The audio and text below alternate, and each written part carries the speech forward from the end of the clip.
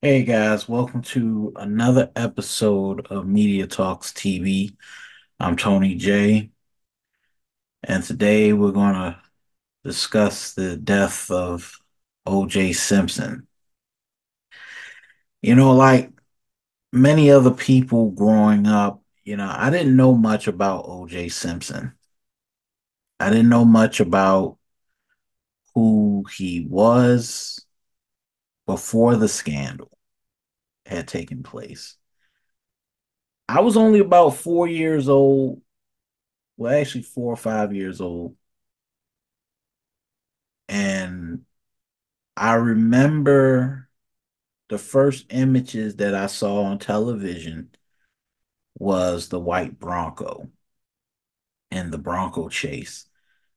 And seeing the OJ trial take place when I was younger, um, that kind of introduced me to how news media can sensationalize certain events. The OJ Simpson trial was so significant, even to me being kind of a young kid. It was my first introduction to really the news and news organizations being sensationalized and basic sensationalizing news stories. Um, I remember seeing hard copy when I was younger, and they would talk about the OJ trial. Hard copy, inside edition, um, ET Tonight, Entertainment Tonight. And it was something very profound about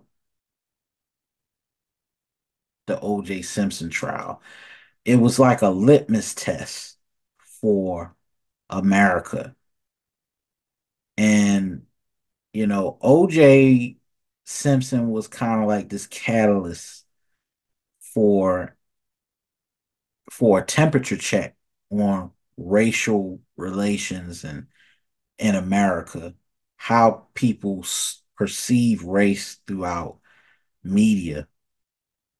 And his trial, which was interesting, it came on the foothills of the LA riots. So, LA was dealing with a lot even back then because the LA riots, they were just recovering from the LA riots, and racial tensions in Los Angeles was still kind of, on a fault line, if to say the least.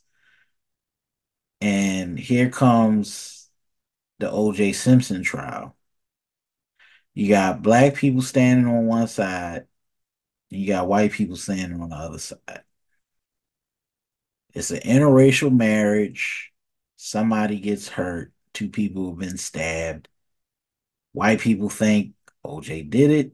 Black people think OJ has been framed because of the racial issues in Los Angeles. So it was like they played it kind of perfectly in the sense that we saw so many people make their name off of the OJ Simpson trial, you know, and even to this day, people still discuss OJ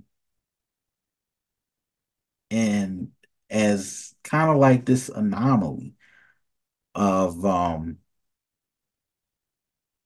kind of like the he was the temperature check for a racial America in a sense, because there are still white people that think OJ did commit this murder. And then there are black people who say, well, OJ got framed because he was a rich black man.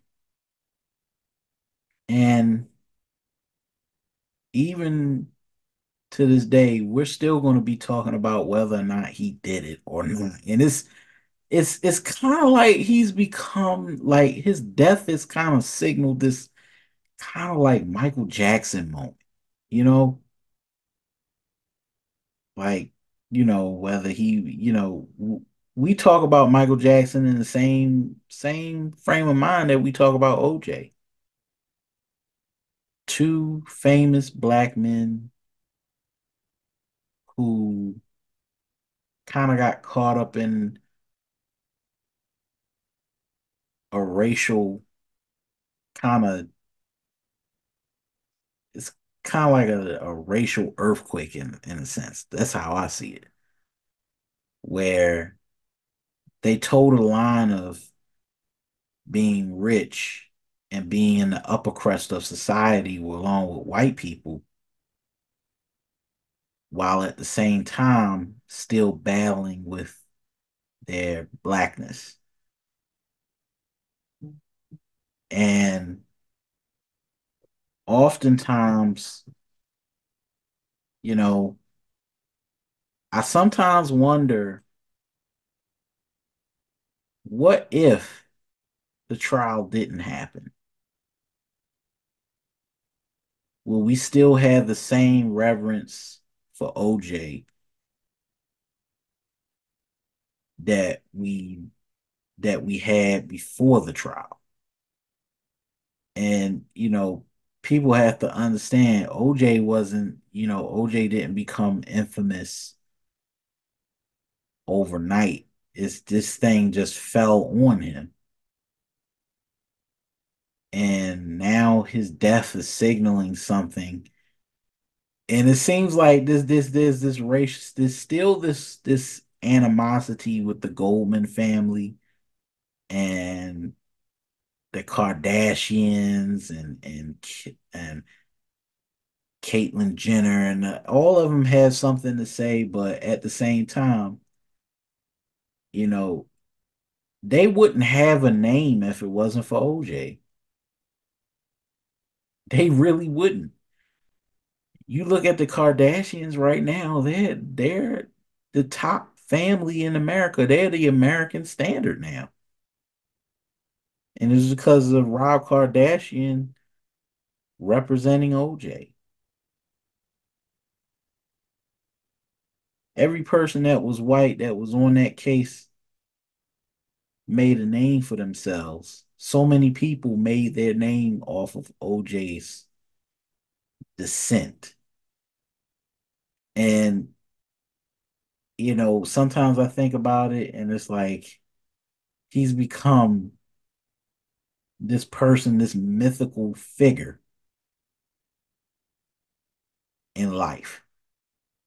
And, now that he's gone, now everybody is trying to dig up what happened and whether or not his punishment was enough, that he got off because he was a black man, that he was able to use the race hustlers of the world. And, now, we're getting back into this whole media circus that we had 30 years ago. And 1994, 1995 was really a weird, really, really kind of a weird time period because that case really, the OJ case represented something for black folks, how the media portrays black criminality. Because once that case became the standard for news, then you started seeing newscasters typecasting or framing criminality into a black white thing or inner city crime issue, and they started building off of that, you know. And, the news, whether you believe it or not, a lot of news organizations built their names off of this case. Court TV built this name off of the OJ case. Headline news, definitely CNN. So there isn't a day that goes by that when you think about all these news organizations and how they frame the story and how they portrayed OJ in the media, you start to figure out now, well, this is how he's going to be painted. And even though he's tried to get away from that image, it's nothing they could do. Well, it's nothing he could do. So it seemed like he just had to live with being infamous. I mean, the jokes, the you know, the one-liners and rap songs, so it he like OJ is a part of 90s pop culture. He will live on in 90s pop culture. Whenever you think about the 90s, there's going to be three things that's going to pop up in your mind. And I think one of those things is going to be the LA riots and OJ and then Monica Lewinsky. So so so when you think about the 90s, that's what makes him really a 90s icon in a sense is is the fact that people took a picture of the Bronco chase. Like you notice too, and here's another fact. The Bronco, Ford just brought back the Bronco. They had put the Bronco out of style for like they hadn't sold a Bronco in the last 25 years. And because Ford had a reputation, like the Bronco kind of got this reputation because of the OJ case. And because of the OJ case, they stopped selling Broncos for a long time because once it made it on TV, it was kind of like, okay, well, Ford was gonna, oh, okay, well, we'll slowly stop selling the Broncos and do something different. And then they brought back the Broncos now. And that's a crazy thing. Like there's so much money that they made off of this man's downfall. It's like OJ became a media circus, but at the same time, he's an icon now. You know, and sometimes I wonder, you know, he stood up against a system, and let's just not debate the fact whether or not he did it or not. OJ had a certain level of privilege that's not afforded to every black man. He had that privilege. He lived that life. He got him a white woman. And, the one thing I understand about OJ is sometimes when fame gets to you, fame could be really a curse. And those external things that you once hold near and dear, you end up being defined by it. And that's essentially what OJ's life was. He was defined by the access that was afforded to him by white America.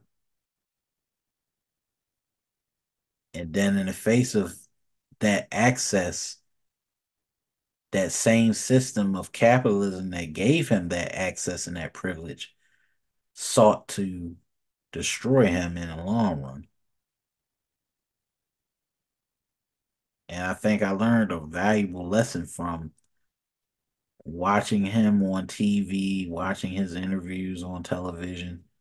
He seemed like a normal guy, you know, but to many others, he became famous and infamous at the same time, which is crazy. He took a dark event and turned it into something that he could leverage money out of, too. But everybody also leveraged money out of his downfall. And that's what's so crazy about America in itself.